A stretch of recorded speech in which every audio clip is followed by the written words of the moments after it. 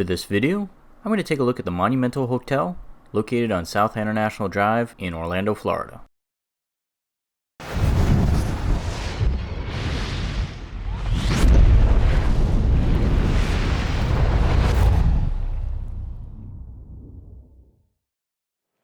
So today I'm in Orlando, Florida. I came to town as usual to go to the theme parks.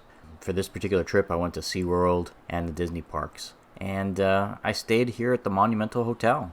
So if you ever bounced around the booking sites like Hotels.com looking for a affordable hotel in Orlando, this one usually pops up. It's usually within $10 of the really rough hotels like the Magic Key and the Saralago. And the Monumental is definitely nicer than those options for sure. This is a hotel that I think they built in anticipation that SeaWorld would become a really popular theme park, and that really never materialized. SeaWorld is just kind of like this also-ran park in Central Florida. People go there if they've got like a fourth or fifth day in the area. They're not a draw. They never were a draw, really. Maybe for a brief spell in the 70s when they first opened, but their day in the sun has definitely passed, especially with things like Epic Universe on the horizon. So I'm making that correlation to SeaWorld because this hotel is really close to SeaWorld. It's about 1.25 miles away from the front gate. So it's very convenient if you're going to SeaWorld. But that's the problem, is nobody really goes to Orlando to visit SeaWorld. And you can tell when you're at this place that they are struggling with occupancy. And I realize nobody comes to Orlando really in March. I'm definitely in the off season. But to have like a 4 or 5 story hotel with maybe 10 cars in the parking lot, you can tell they're definitely struggling. And a big reason for that is they're in the section of International Drive that I call no man's land.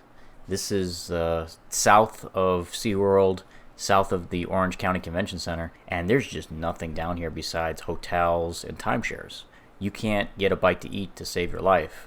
There's a 7-Eleven about 1/4 mile up the road, and then you gotta drive like 2 or 3 miles just to get to the closest restaurant. I mean, it is just stark out here. I mean, there's so much undeveloped portions of this section of International Drive, and there's no cars on the highway down here. It's just barren, which is crazy because International Drive, once you get north of the Orange County Convention Center, it is packed with tourists and cars, and there's a restaurant every 5 feet up there. So let's start with the positives, because overall I'm gonna give this a positive review despite the shortcomings of this particular hotel. The rooms are very clean.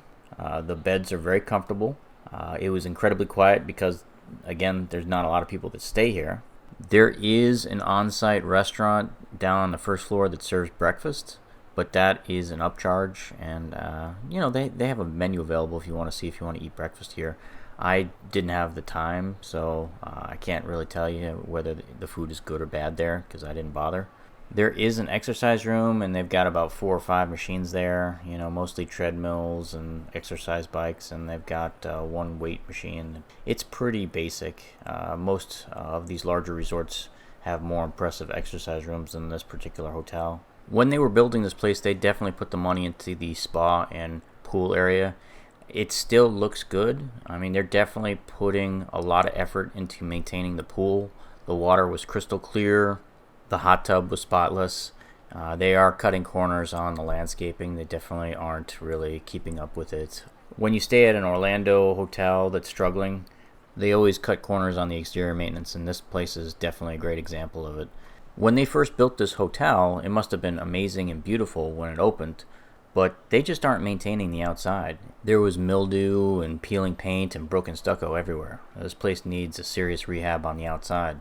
So I'm a car enthusiast, and you would kind of describe this as one of those 50-foot cars in classic car terms, where it looks absolutely beautiful from 50 feet away, but as you start walking closer, you start seeing the scratches and the rust and the Bondo and the dents. It's just kind of sad because it should be a really great hotel, and it once was, but it's just not there anymore. Don't get me wrong, the interior of this hotel is very well maintained. I mean, the rooms were clean, the bathroom was spotless. They were shampooing the carpets in the lobby when I was checking in, so they're definitely keeping everything on the inside looking fresh and modern and clean. that exterior of the building. It is going to be a turnoff when you pull up in your car for the first time. Now, if you're able to look past that, this is a great value. They are definitely discounting their rooms pretty aggressively, and for only $5 more than like your typical Roach Motel, you can stay here, and the rooms are much, much nicer than some of the really rough places on Highway 192 in Kissimmee. I mean, this place is serviceable in just about every respect. I mean, the bathrooms are nothing to call home about, but they were, functional and clean. You can't say that for some of the other hotels in the area. Like, I remember staying at a Clarion, which was right down the street from here, and nothing worked in the bathroom. The toilet was stopped up, wouldn't flush. The shower stall wouldn't drain. It just would be like 6 inches of sitting water within like a minute of turning on the shower head. That was a really terrible place to stay, the Clarion on International Drive. I'll never go back there. I didn't experience any issues whatsoever like that here at the Monumental Hotel. I mean, the shower stall, it was easy to turn on the hot water. It was almost instantaneous. I didn't have to stand there for 5 minutes waiting for the warm water to show up. It was just a very pleasant stay here. I can't really complain about anything other than some cosmetic things. So now I'm at the part of this travel vlog where I rate the hotels. I rate them on a scale from 1 to 10, with 10 being the best and 1 being the worst. This particular hotel, I'm going to give a 6 out of 10.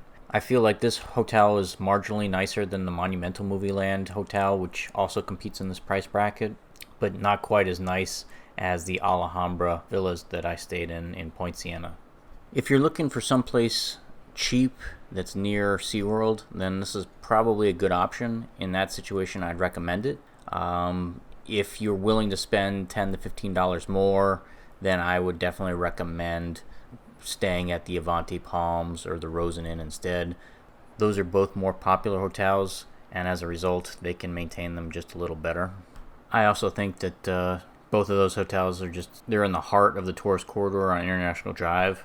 When you're talking about the Avanti or the Rosen, you can walk to nearby attractions and restaurants, and that's something that's just not available here at the Monumental. The hotel rooms do have just about every amenity you would expect. There's a safe in the closet. They've got a mini fridge, a 32-inch TV. One of the things that some people might notice is the lack of a microwave. Some hotels have them, some don't. This particular hotel doesn't have them in the rooms. That's really the only oversight that I noticed. One of the funny things that I found is you can tell that this was a hotel built in the 90s because they had one of those local information binders, and I haven't seen that since about 1997. So I was getting a real kick out of that because that's really old school Orlando right there. And I also found a yellow page is hidden underneath the nightstand. So this particular hotel is definitely living in the past in quite a few ways. Thanks for watching this episode of The Adventure Schmuck.